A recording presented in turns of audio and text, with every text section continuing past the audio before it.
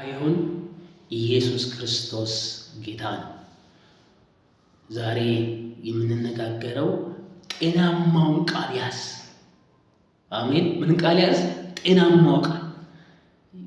ለዚህ ነው ጳውሎስ ለጢሞቴዎስ ሲመክረው ጤናማውን ቃል እንዲይዝ ደጋግሞ ይመክረው። ዛሬም ጤናማውን ቃል የምንይዝ ሰዎች እንድንሆን በዚህ ዘመን ያለን አማኞች ሁሉ ጤናማውን ቃል ያዝ። ክብር ለጌታ ይሁን። ጤናማውን ቃል ያዥ፣ ጤናማውን ቃል ያዝ። ክብር ለኢየሱስ ይሁን። ሁለተኛ ጢሞቴዎስ ምዕራፍ 1 ቁጥር 13 ላይ እኔ የሰማውን ጤናማውን ቃል በእምነት በኢየሱስ ክርስቶስ ባለው ፍቅር ያዝ ይላል። ክብር ለጌታ። ምን ያዝ? ጤናማውን ቃል።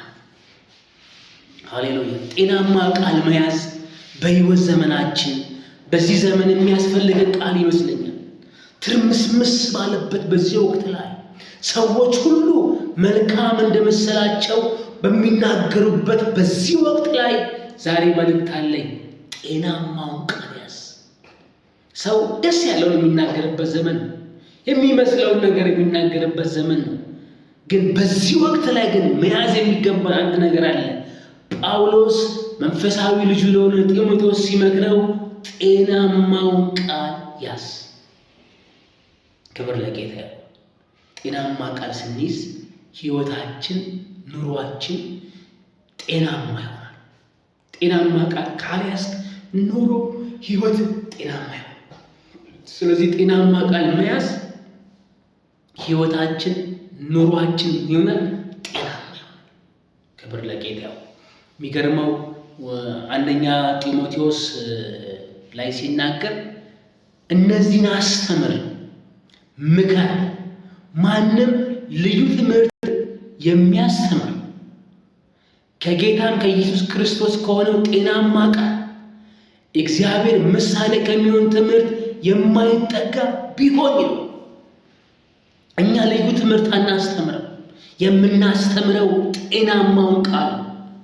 ጳውሎስ ከነዚህ አስተማሪዎች ምከር። ማንም ልዩ ትምህርት፣ ምን ትምህርት ነው የሚለው? ልዩ ትምህርት ነው። ልዩ ትምህርት እንዳያስተምሩ በጌታም በኢየሱስ ክርስቶስ ከሚሆን ጤናማ ቃል እግዚአብሔርን ለመምሰል የሚሆን ትምህርት የማይጠጋ ቢሆን። ስለዚህ ጤናማ ቃል ለምን ይጠቅማል ቢባል እግዚአብሔርን ለመምሰል ለሕይወት የሚጠቅም ቃል ነው። ክብር ለጌታ ይሁን። ጤናማው ቃል ያዙ። አሜን።